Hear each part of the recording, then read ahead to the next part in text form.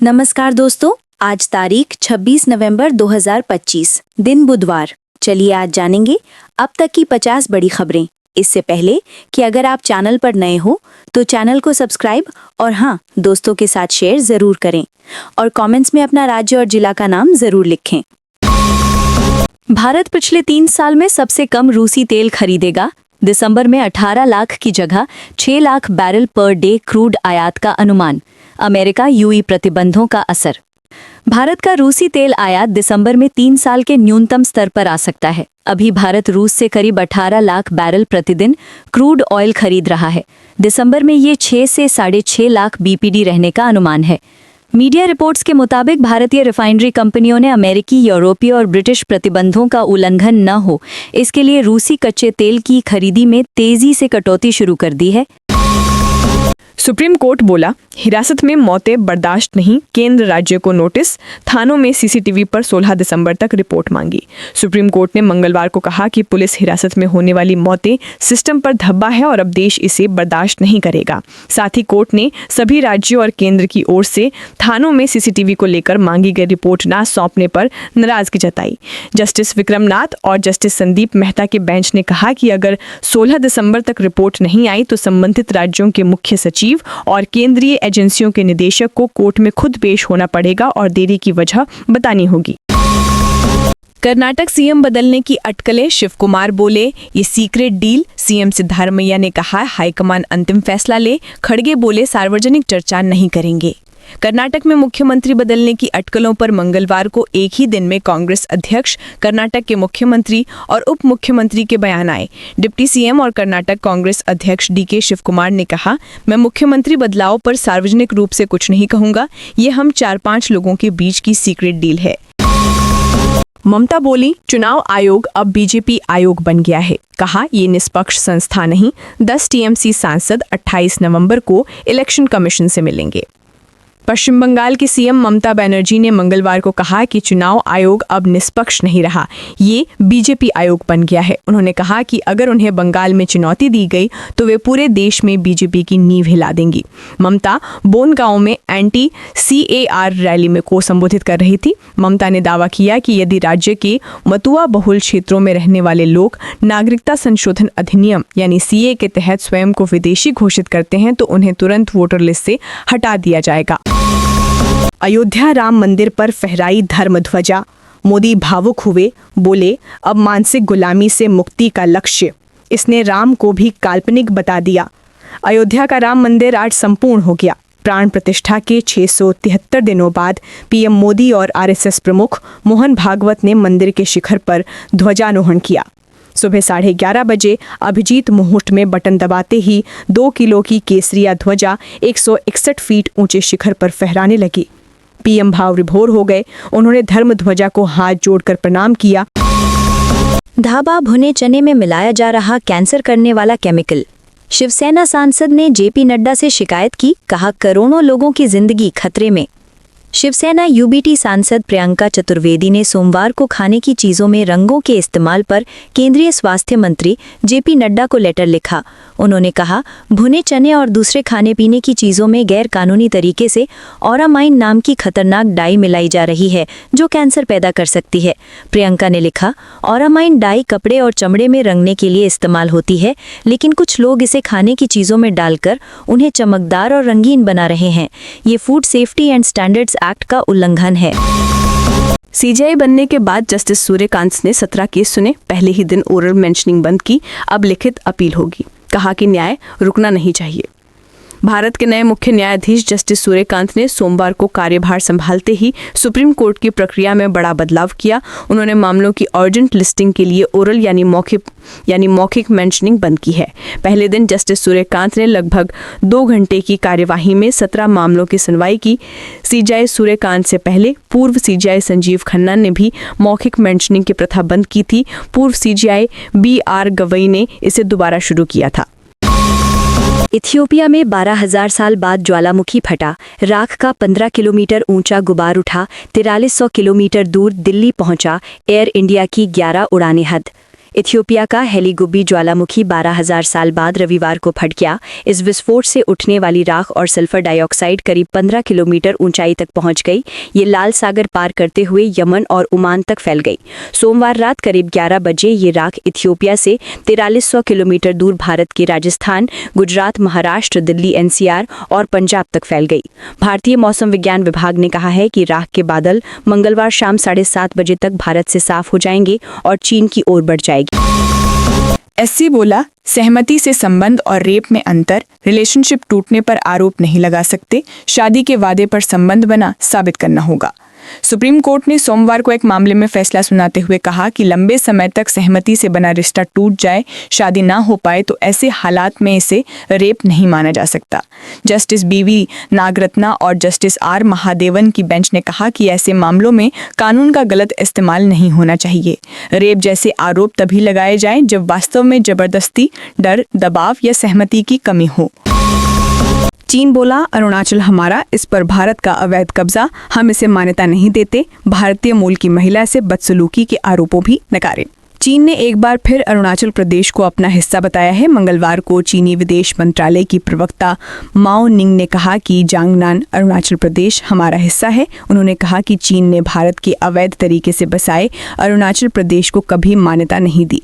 चीन का ये बयान भारतीय महिला पेम वांगजोंग थांगडॉक के साथ शंघाई एयरपोर्ट पर बदसलूकी के आरोपों के सवाल पर आया। चीन ने पेम के साथ बदसलूकी के आरोपों को भी नकार दिया है। कनाडा में खालिस्तानी आतंकियों ने तिरंगे का अपमान किया, भारतीय पीएम को मारो के नारे लगाए, बच्चे, प्रेग्नेंट महिलाएं शामिल, पंजाब को अलग करने पर वोटिंग की। कनाडा के ओटावा में रविवार को खालिस्तान जनमत संग्रह के दौरान खालिस्तानी आतंकियों ने भारतीय ध्वज, तिरंगे का अपमान किया। इन लोगों ने भारतीय पीएम और अधिकारियों को मार डालने के नारे लगाए। ये लोग एक अनौपचारिक और गैर कानूनी वोटिंग में हिस्सा ले रहे थे, जिसे खालिस्तान रेफरेंडम कहा जा रहा है। इस वोटिंग में एक सवाल पूछा जा रहा था कि क्या पंजाब को भारत से अलग करके एक नया आज़ाद देश खालिस्तान बनाया जाना चाहिए। मीडिया रिपोर्ट्स के मुताबिक हजारों लोगों ने इसमें भाग लिया। लोग सुबह से शाम तक पीले रंग के खालिस्तान झंडे हाथ में लेकर करीब 2 किलोमीटर लंबी कतार में खड़े रहे। पाकिस्तान ने आधी रात अफगानिस्तान में 3 एयर स्ट्राइक की, 9 बच्चे और 1 महिला की मौत। तालिबान बोला, सही समय पर मुंहतोड़ जवाब देंगे। पाकिस्तान ने सोमवार को आधी रात अफगानिस्तान के 3 प्रांत खोस्त, कुनार और पख्तिका में एयर स्ट्राइक की। खोस्त पर किए गए हमले में 10 आम लोगों की मौत हो गई, जिनमें 9 बच्चे और 1 महिला शामिल हैं। तालिबान के प्रवक्ता ज़बीउल्लाह मुजाहिद ने बताया कि खोस्त प्रांत के मुगलगे इलाके में रात करीब 12 बजे पाकिस्तानी विमानों ने एक घर पर बमबारी की। इस हमले में 5 लड़के, 4 लड़कियां और 1 महिला की मौत हो गई। वहीं कुनार और पख्तिका प्रांतों में पाकिस्तान के हमले और छापेमारी में 4 नागरिक घायल हो गए। सुप्रीम कोर्ट बोला, आर्मी अफसर की बर्खास्तगी सही, अपील खारिज। कहा, आप सेना के लायक नहीं, धार्मिक आदेश न मानने पर सेना से निकाले गए थे। सुप्रीम कोर्ट ने मंगलवार को आर्मी के एक पूर्व ईसाई अफसर की उस याचिका को खारिज कर दिया जिसमें उसने अपनी बर्खास्तगी को चुनौती दी थी। अफसर पर आरोप था कि उसने अपनी तैनाती स्थल पर रेजिमेंट की धार्मिक गतिविधियों में भाग लेने से इनकार कर दिया था। इसके बाद आर्मी ने उसे बर्खास्त कर दिया। दिल्ली हाई कोर्ट बोला, पत्नी प्रेगनेंसी को ढाल नहीं बना सकती, शुरुआत से पति को मानसिक प्रताड़ना दी, तलाक की मंजूरी दी। दिल्ली हाई कोर्ट ने एक केस में पति को तलाक के परमिशन देते हुए कहा कि प्रेगनेंसी को पति पर हुए क्रूरता के खिलाफ ढाल नहीं बनाया जा सकता है। कोर्ट ने माना कि पत्नी के व्यवहार से पति ने मानसिक प्रताड़ना झेली और इससे वैवाहिक संबंध भी पूरी तरह टूट गए। हाईकोर्ट के जस्टिस अनिल क्षेत्रपाल और जस्टिस रेणु भटनागर की बेंच ने फैमिली कोर्ट के उस आदेश को रद्द कर दिया जिसमें पति की तलाक याचिका ये कहते हुए खारिज कर दी गई थी कि पति क्रूरता साबित नहीं कर सका। पीएम कुरुक्षेत्र में ब्रह्म सरोवर पर आरती में शामिल हुए, शहीदी दिवस समागम में सिक्का जारी किया, बोले, नया भारत डरता और रुकता नहीं। प्रधानमंत्री नरेंद्र मोदी आज यानी 25 नवंबर हरियाणा दौरे पर रहे। कुरुक्षेत्र में उन्होंने ज्योतिसर अनुभव केंद्र का लोकार्पण और पांचजन्य शंख स्मारक का शुभारंभ किया। इसके बाद पीएम श्री गुरु तेग बहादुर जी के 350वें शहीदी दिवस पर हो रहे समागम में पहुंचे। उन्होंने श्री गुरु तेग बहादुर जी को समर्पित किताब का विमोचन किया और सिक्का भी रिलीज पेश किया। यहाँ पीएम ने कहा, गुरु तेग बहादुर जी भी सत्य और न्याय को अपना धर्म माना और इसकी रक्षा के लिए अपने प्राण तक दे दिए। हम ना किसी को डराते हैं, ना किसी से डरते हैं। यही मंत्र गुरुओं ने दिया। हम शांति चाहते हैं लेकिन अपनी सुरक्षा से कोई समझौता नहीं करते। ऑपरेशन सिंदूर इसका सबसे बड़ा उदाहरण है। ये पूरे विश्व ने देखा है। नया भारत ना डरता है ना रुकता है। आज भारत पूरी शक्ति के साथ आगे बढ़ रहा है। राजस्थान एमपी के 16 शहरों में तापमान 10 डिग्री से नीचे, बिहार में पटना सहित 10 शहरों में घना कोहरा, बद्रीनाथ में -12 डिग्री पारा, नदी झरने जमे। देश के पहाड़ी राज्यों में बर्फबारी और सर्द हवाओं से मैदानी राज्यों में ठिठुरन बढ़ने लगी है। राजस्थान में सोमवार को कोटा, उदयपुर समेत कई जिलों में दिन के तापमान में 2 डिग्री सेल्सियस तक गिरावट हुई। 10 शहरों में न्यूनतम तापमान 10 डिग्री से कम रहा। फतेहपुर में सबसे कम 5.8 डिग्री तापमान दर्ज हुआ। मध्य प्रदेश में भी सर्द हवाओं ने ठिठुरन बढ़ा दी है। मौसम विभाग ने राज्य में अगले 4 दिन तक शीतलहर से राहत की संभावना जताई है। इधर बिहार में सर्दी के साथ घने कोहरे का असर बढ़ गया है। बीते दिन पटना, खगड़िया, गोपालगंज, सारण, बेगूसराय समेत 10 शहरों में सुबह सुबह घना कोहरा देखने को मिला। कई जगह विजिबिलिटी 100 से 200 मीटर तक दर्ज की गई। इससे सड़कों पर दिन में भी गाड़ियों की लाइटें जलानी पड़ी।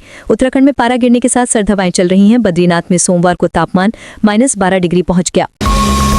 गुजरात के गिर में एक साथ दिखे 11 शेर। सफारी पर आए पर्यटकों के सामने से गुजरे। 3 शेरनियों के साथ थे 8 शावक।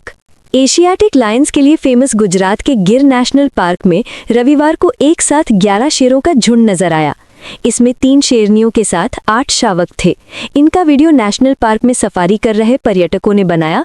अब ये वायरल हो रहा है।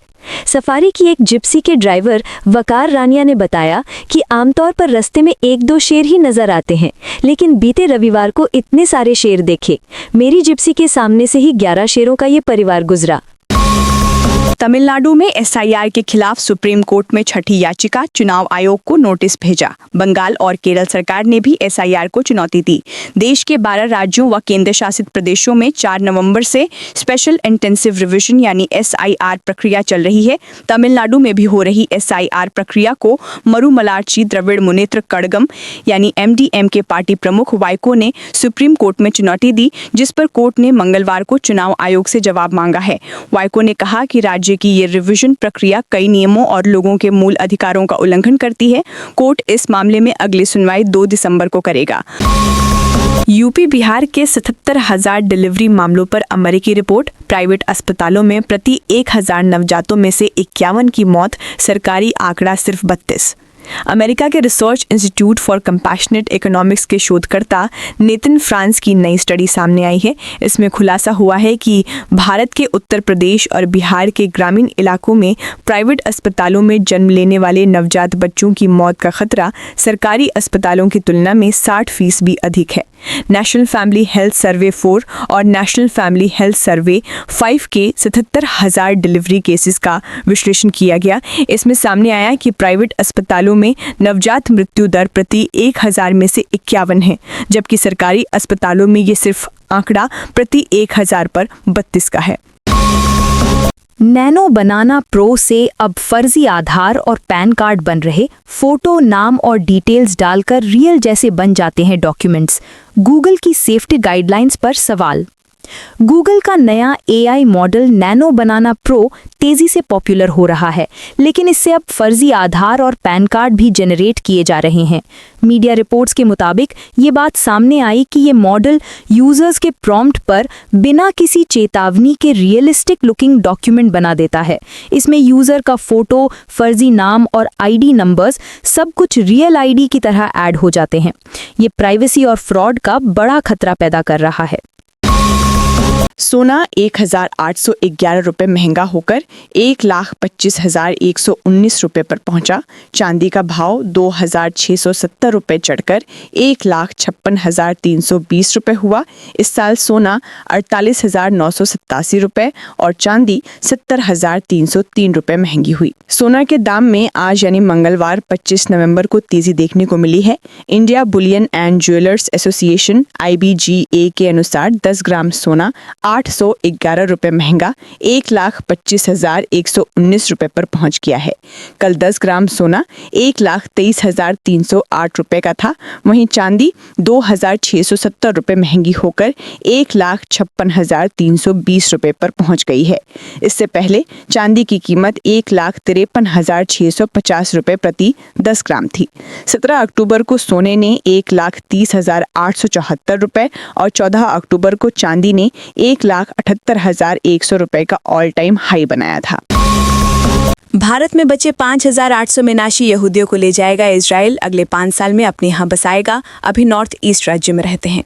इजराइल ने भारत के पूर्वोत्तर राज्य में रहने वाले बनेई मिनाशी समुदाय के बचे हुए 5,800 यहूदियों को अपने यहाँ बसाने का फैसला किया है। इन्हें अगले 5 साल में इजराइल ले जाया जाएगा। जूविश एजेंसी फॉर इजराइल के मुताबिक सरकार ने रविवार को इस प्लान को मंजूरी दी है। इसके तहत 2030 तक पूरी कम्युनिटी को इजराइल में बसाया जाएगा। इनमें से 1,200 लोगों को 2026 में बसाने के लिए पहले ही मंजूर किया जा चुका है। ये वो लोग हैं जिनके करीबी रिश्तेदार पहले से इजराइल में बस चुके हैं। अमेरिकी अधिकारी का दावा, यूक्रेन शांति प्रस्ताव पर राजी, सिर्फ छोटे मुद्दे सुलझाना बाकी। ज़ेलेंस्की को 27 नवंबर का अल्टीमेटम मिला था।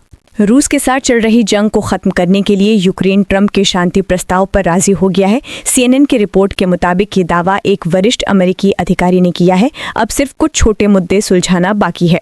अमेरिकी अधिकारी के मुताबिक यूक्रेन ने शांति समझौता मान लिया है, बस कुछ मामूली मुद्दों पर चर्चा बाकी है। ट्रंप ने दोनों देशों में जंग रोकने के लिए एक 28 सूत्री प्लान पेश किया था। इस प्लान को मानने के लिए यूक्रेनी राष्ट्रपति वोलोदिमिर ज़ेलेंस्की को 27 नवंबर का अल्टीमेटम दिया गया था। रूस पहले ही इस प्लान पर सहमति जता चुका है। T20 वर्ल्ड कप में IND पाक मुकाबला 15 फरवरी को भारत श्रीलंका के 8 वेन्यू पर 29 दिन में 55 मैच होंगे। ICC ने T20 वर्ल्ड कप 2026 का शेड्यूल जारी कर दिया है। भारत और पाकिस्तान के बीच ग्रुप स्टेज का मुकाबला 15 फरवरी को कोलंबो में होगा। टूर्नामेंट भारत और श्रीलंका में 7 शहरों के 8 वेन्यू पर खेला जाएगा। 29 दिन में 55 मैच होंगे। भारत के world cup winning captain Rohit Sharma को टूर्नामेंट का ब्रांड एम्बेसडर बनाया गया है। सोमवार को मुंबई में ICC की सेरेमनी हुई। यहां कमेटी ने बताया कि ओपनिंग मैच 7 फरवरी को पाकिस्तान और नीदरलैंड के बीच होगा। भारत का पहला मैच अमेरिका से होगा।